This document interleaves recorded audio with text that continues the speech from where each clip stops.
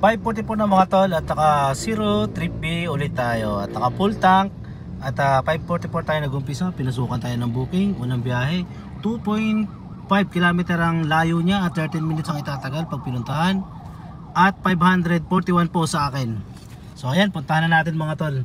Nandito tayo ngayon sa Floodway, iikot tayo dito. Ayan o. So ayan, puntahan na natin. Kamusta kayo? Ito unang biyahe natin ngayong araw ng Biyernes, August. Hindi ko alam kung anong petsa kayo mga tol, nalimutan ko na. August 13 ngayon mga tol. Ngayon, samahan nyo ako bumiyahe ngayong araw na to. At nga pala, may mga nagko-comment sa akin, nagchat-chat bakit daw wala na akong upload. Yun, naging busy lang tayo mga tol. Meron tayong mga inuunang project para sa personal na lakad na kailangan unahan, kaya hindi tayo makapag-vlog. At bumabiyahe tayo dito noong mga nakaraang araw, saglit lang. Kumbaga kumukuha lang tayo ng pang hulog ng sasakyan at pangkain. So yun lang, kumbaga ilang oras lang. Nakakaya naman pati yun kung iba-vlog ko sa inyo na alam mo, kikita lang ng mga 2,000, 1,500. Nakakaya naman yung mga tol. Kumbaga yung araw na kasi na yun na dapat hindi ako babiyahe, pinipilit ko na bumiyahe na makakuha lang ng panghulog ng unit at pangkain namin pang araw-araw. Napakalaking tulong nun mga tol, na kahit sa ganung halaga na yon, kahit papano yung savings natin di natin magagalaw. Kaya kapag halimbawa kayo, meron kayong goal sa buhay, nag-iipon kayo, tapos pagka tinamad kayo, hindi talaga kayo babiyahe, ang mangyayari nun, yung ipon nyo mababawasan. Magiging ganun mga tol, mababawasan siya. Kaya kapag paulit-ulit yung nagagawa yun at nakasanayan nyo, no choice mga tol, di talaga kayo makakaipon. Kaya sa mga kapwa ko dyan, invest driver, nagbabalak palang pasukin itong larangan na to, mas maganda kapag tinatamad kayo, ipilitin yung bumiyahe kahit pangkain at panghulog lang ng unit. O sasabihin na lang natin kahit panghulog lang ng unit, kahit abunuhan mo na yung pangkain. So ayun mga tol, malapit na rin tayo sa pick up location, at balitaan ko kayo kapag nakarating na tayo doon. At syempre sana makakuha tayo ng booking pabalik ulit. 52 na mga tol, at nandito na tayo sa drop off location. 541 sa akin. Pag dinrop off natin 583 ang kanyang binayaran lahat kasama top up. Tapos meron siyang discount na 50 pesos, ayun, dahil nag-avail siya ng Grab Unlimited, 8% off. Malaki bagay din yan mga tol. So ayun, 583 game. So ayun, may bagong booking tayo mga tol. Di pa natin na ibababa ang pasahero, may pinasukan na ulit tayo ng booking. 295 sa akin, at papunta ito ng Mandaluyong mga tol. Ayan yun, punta na natin to mga tol. Ang pick up niya ay 700 meters lang, malapit lang mga tol. So yun, punta na natin mga tol. Yo mga tol, nandito tayo ngayon, alas 11 na mga tol. Wala pa rin pumapasok na booking. So bali naka 1,400 tayo ngayon. 1,500 na rin yan mga tol. May mga tip na binigay sa akin pero antay-antay ulit tayo ng booking. Malinis na po yan, labas na po ang top up nyan mga tol. Ngayon nandito ako mga tol, uminto na yung booking. Dito ako sa Mandaluyong pagitan ng EDSA Show at saka Ortigas. So antay-antay lang ako dito ng booking mga tol. Bali-balitaan ko kayo mamaya kapag nakakuha ako ng booking at magkano tayo ngayong araw na to. Wala talaga pumasok na booking dito. Ilang oras na ako dito mga tol. Siguro inabot ako dito ng mga 30 minutes. Wala pa rin pumapasok.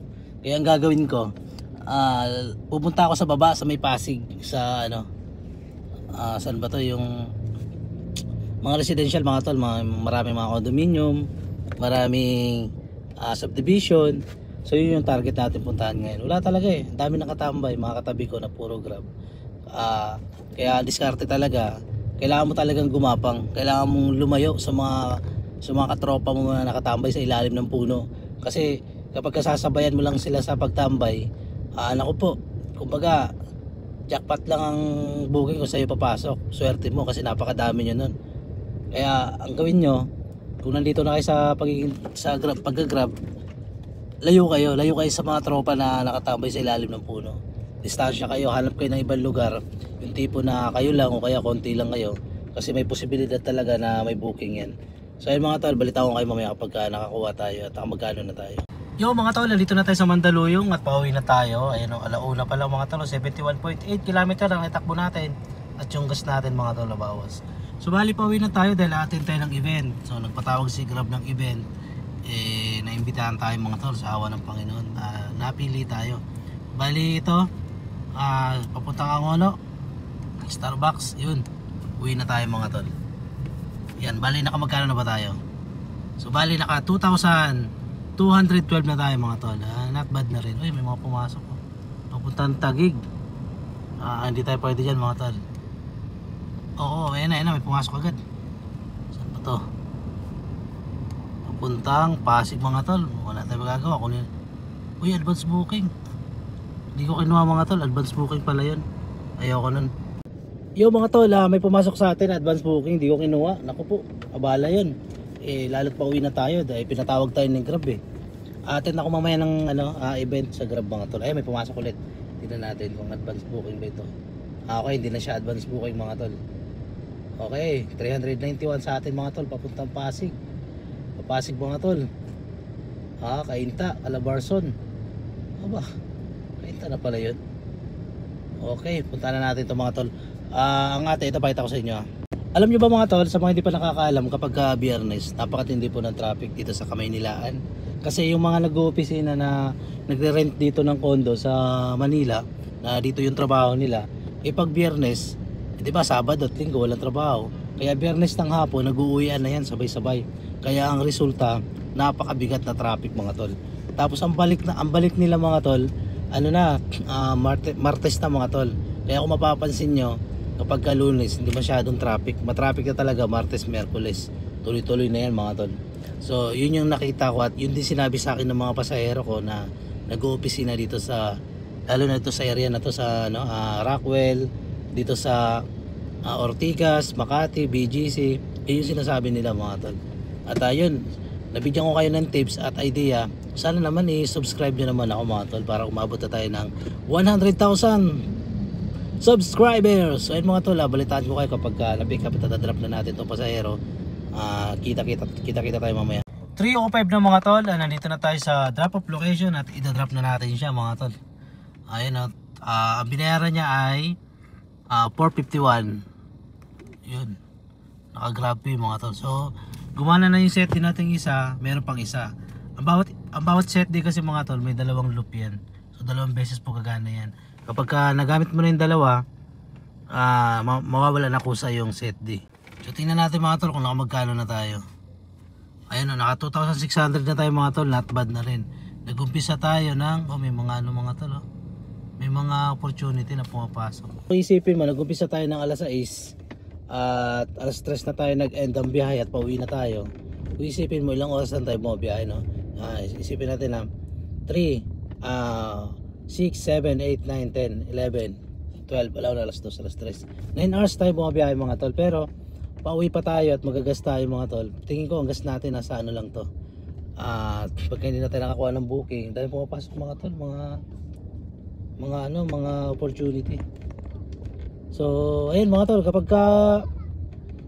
kapag walang pumasok, wala tayong magagawa. Pero tingin ko ang gas lang natin na ito nasa mga kasi 3 bar lang nabawas nasa mga 500, 600, mga ganun mga tol. Ngayon, balitaan ko kayo mamaya mga tol kapag nakakuha tayo. Kaya kung hindi naman, wala, gagarayan na tayo mga tol. Saka hindi mo na magagas ngayon. Siguro by na lang, Sunday na ako magagas mga tol. At ibablog ko rin yun pagbiyahe ko nun mga tol. So yun lang mga tol, naka 2,600 tayo ngayong araw at 12 booking at nag-umpisa tayo ng alas 6 at 9 hours tayo bumabiyahe. Gagawin ko ngayon, nagutom ako, kaya kakain muna ako dito sa gilid at syempre uwi na rin ako mga tol. So ayun lang mga tol, salamat sa mga nanood. Hanggang dito lang yung vlog natin, pero kapag pasukan pa tayo ng booking, maganda, makakapag-vlog pa tayo mga tol. Siguro hanggang dito na lang yung yung ating vlog at ako'y pauwi na. Dahil may meron pa kaming event. Ipapakita ko sa inyo mga tol yung pinaka-clips. May event po ang Grab at isa tayo sa naimbitahan at maraming mga vloggers mga tol naimbitahan. Pero isa na tayo doon sa naimbitahan.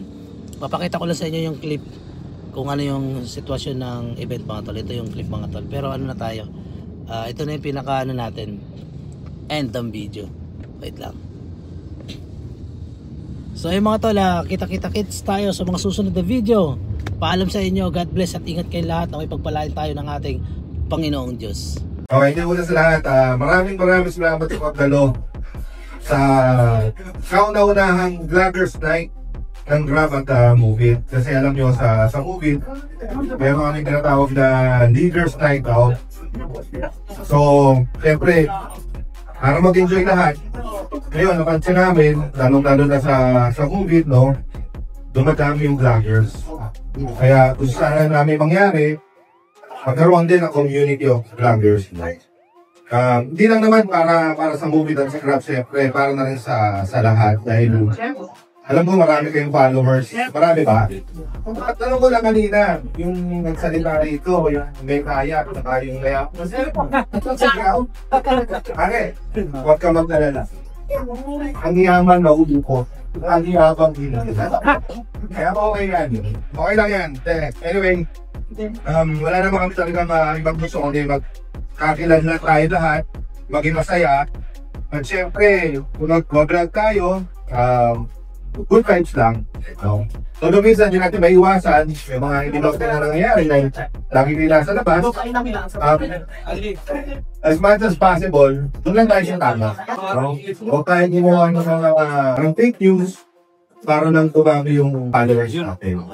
At siyempre, hindi na kulit ko sa lahat. Since vloggers naman kayo, lagi nasa labas, and I'm sure, marami kayo natutulungan. No? Sana lalo nyo pang palawigin yung pagtulong sa kapwa. Siguro may naka-challenge ko sa lahat ng nandito. Kung meron kayong pagkakataon, kahit i-vlog nyo na, vloggers naman kayo eh. Itulong nyo na, tumulong na kayo. Tulungan nyo yung higit na nangangailangan. Okay, regardless kung anong kulay ng suot, regardless kung writer o yate, kung may makita kayo sa dahil, tulungan nyo no. Sana lang bro. Lalo ba natin makanibay yung samahan ng mga vloggers natin, Grab, Movie, ito man ang nangyari. Lagi lang kami nasa likod niya sa puso. At sana, maging successful kayo lahat. Kayo lahat, sana lang makita ako na millions of followers. Halos natin alam ko yun na mag-isingin tayo.